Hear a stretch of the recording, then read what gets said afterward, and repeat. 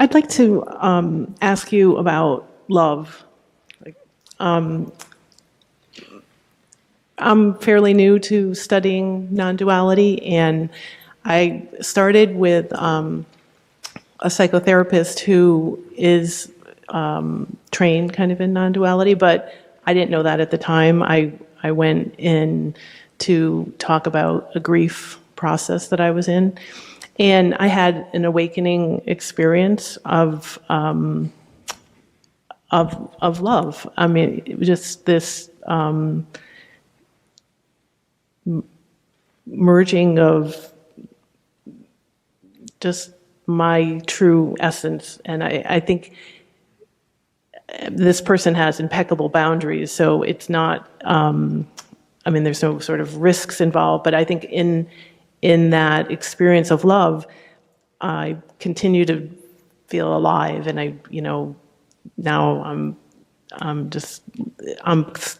learning kind of, after having an experience, I'm learning what it is about.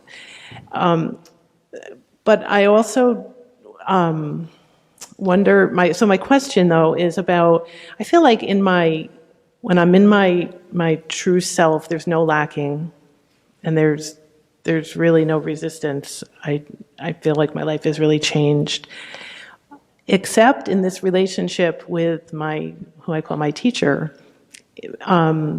Like the devotion and gratitude that I feel,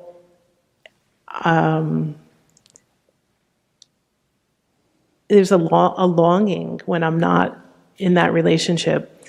And I feel like I use the time when we're together well, and I've begun a process of trying and infusing that knowledge of myself in my relationships and in my life. But it's the one area where I feel like it might be a little dramatic to say suffering, but the longing, it feels like my heart just longs to be in that relationship. And I talk about it with him as a reflection of myself. Like I feel like it's I'm seeing myself so clearly in that relationship. That's the draw, but it's also distracting a bit. And I just wondered if you could talk about the student-teacher relationship, and if that kind of devotion or love, how it's the same or different than other relationships.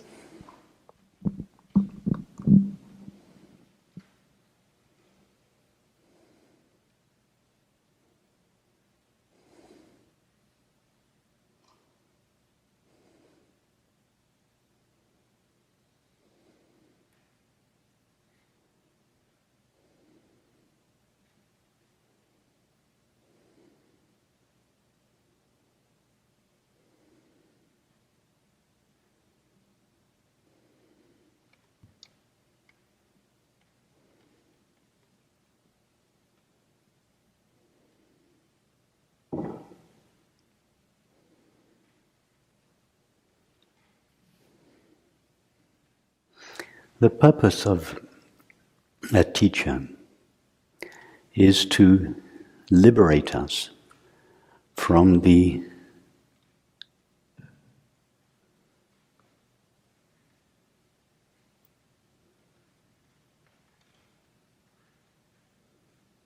dependence on objects or people for peace and happiness.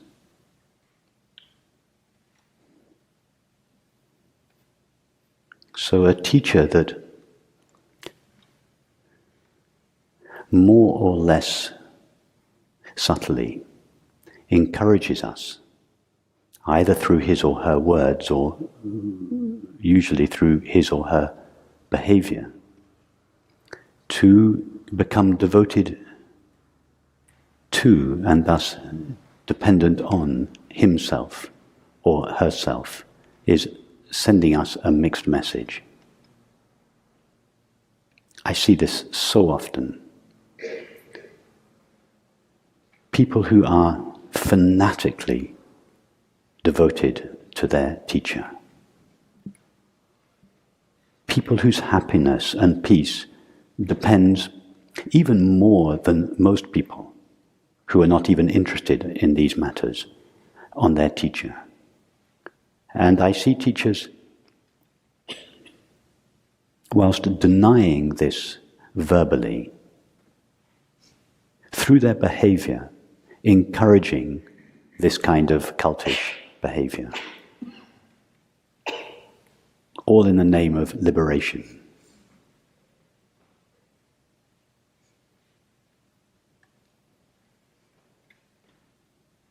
How do you think that devotion to a person can lead you to liberation from the dependence on objects for happiness?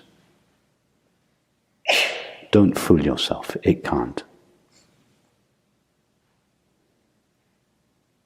A true teacher will take your devotion and gently but swiftly and efficiently turn it round and redirect it to its source.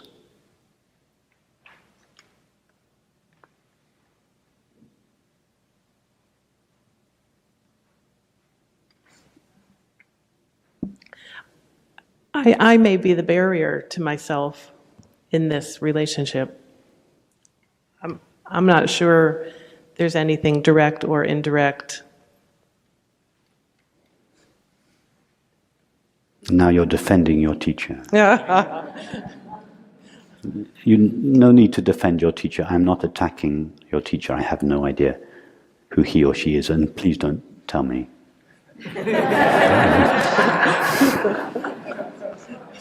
Otherwise, it will make it very difficult for me to carry on the conversation, because I don't like to make comments about people personally. And this is nothing personal. I'm not saying this about any particular person. I'm talking about a particular type of relationship, not a particular person.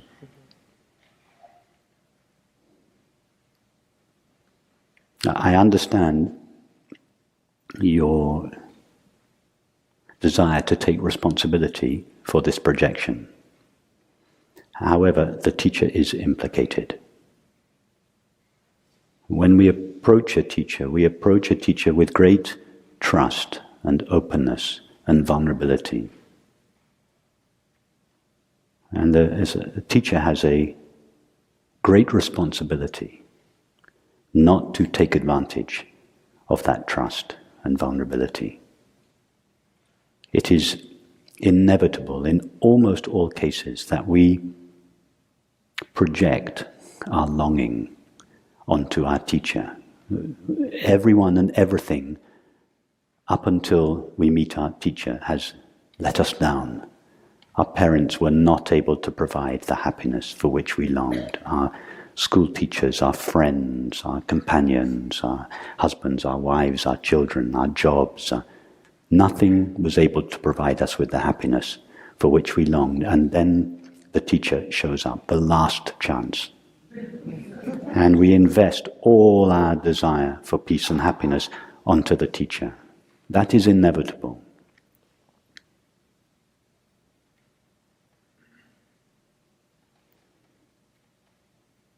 So the teacher has a responsibility.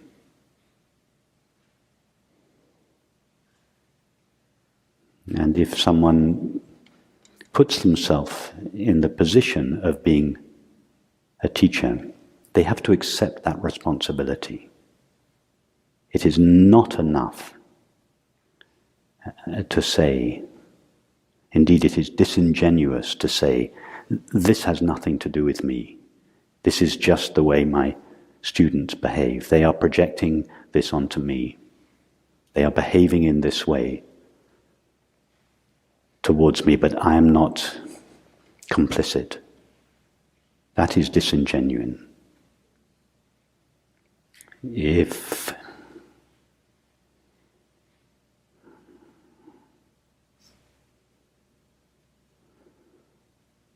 Let's take a company, a regular company.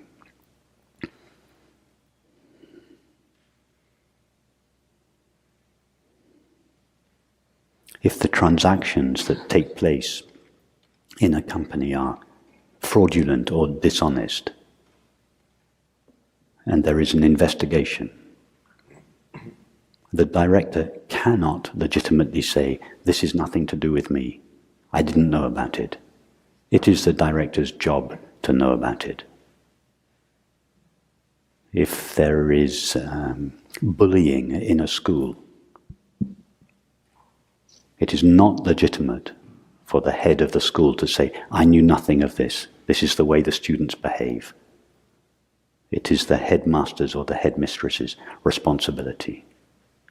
And if you're going to put yourself in that position as a director, a head of a school, a head of an institution, a teacher, then you, by definition, you have that responsibility. And if you're not willing to take that responsibility, you're not fit for the job.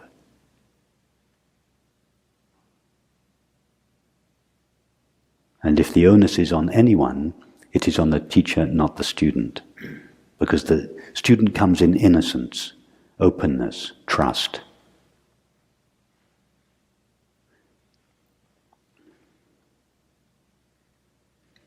And we all know stories where that trust is abused. Emotionally, sexually, financially.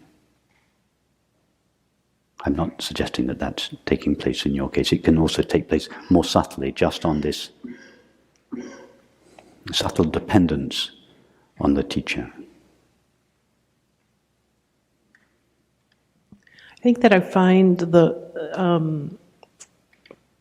and I might have read this in one of your books, but in your experience with your teacher, but the words that are used and the experience, it just kindles in me this greater, not just love for that relationship, but the love within myself. And it very much feels like that moth that's moving towards the flame. The flame is not your teacher. The flame is yourself.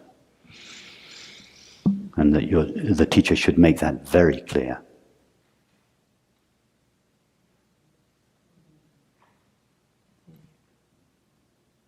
It's not possible, in the ultimate analysis, it is not possible to be devoted to a person,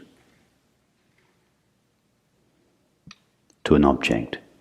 If you are devoted to a person or an object, you stand as a subject, separate from the one to whom you are devoted.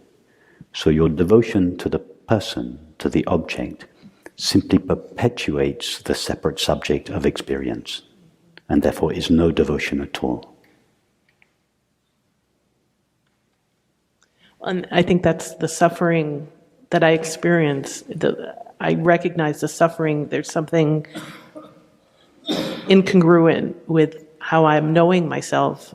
The suffering seems like it's a signal that there's... You're absolutely right. The suffering is a signal. That's very good to recognize that. The suffering is a signal that you are directing your love towards an object. Devotion, just as attention is awareness directed towards an object, devotion is love directed towards a person.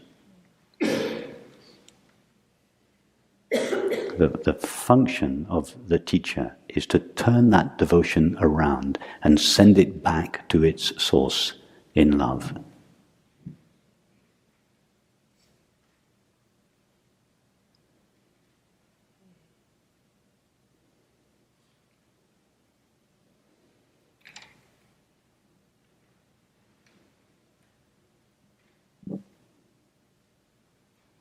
I was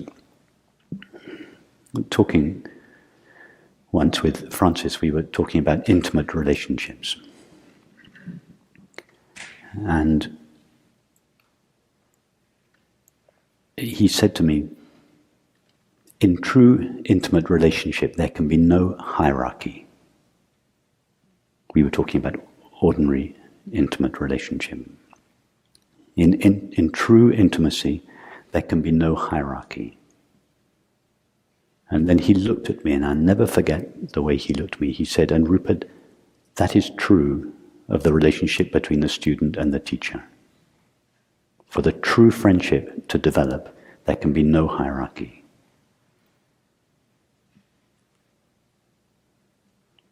And my relationship with Francis started to change from that day onwards. I was like you. When I met Francis, he was God incarnate to me. He was way up there on the pedestal. And of course the small print is that I was way down here. And he, very gently but quite uncompromisingly, would not allow anything that supported that projection. He could see in me, and he was very respectful of my great devotion to him, which was the same as my devotion to truth. So he was gentle about it, but also he was efficient. And it didn't take long for this relationship of above and below to even out and become a relationship of love and friendship. There was no less love on my part. There was no less respect. But it was mutual. It was shared.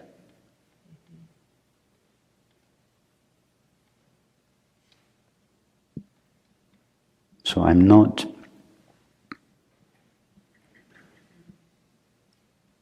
criticizing your love for your teacher. That's beautiful, and I would encourage that. And I hope it is reciprocated.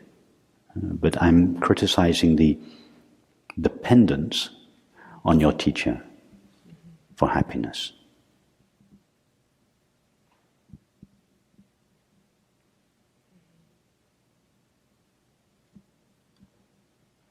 You're right, the suffering involved, your longing to be in his or her presence, that suffering is a signal, and it's good. You're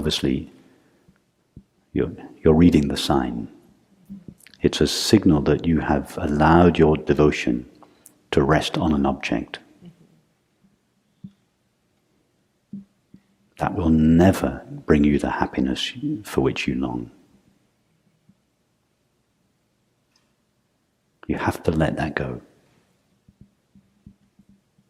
That doesn't mean letting the love go, but you have to let the projection go.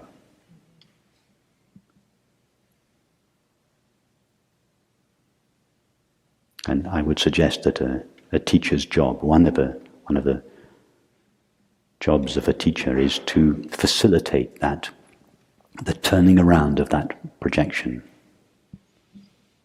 gently, swiftly, and efficiently. Thank you.